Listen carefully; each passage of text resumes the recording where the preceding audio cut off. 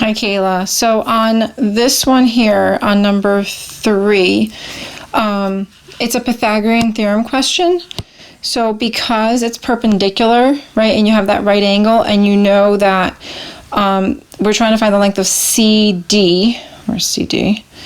This whole length over here, right? Well, if we take half of it and form a right triangle, here, here, and here. So we know that CO is a radius, right? So we know OA was 6 over here, and that's a radius, so therefore this diagonal has to be 6.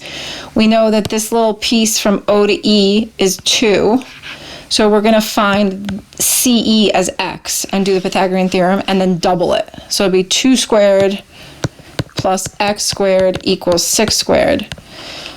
You'll end up with 36 minus 4, which is 32, so x squared equals 32. So x equals the square root of 32, which is really 16 times 2, so it's 4 radical 2, and then all of CD will be doubled, so it'll be 8 radical 2. Okay, that's number 3, and then I'll send you another one for the next one.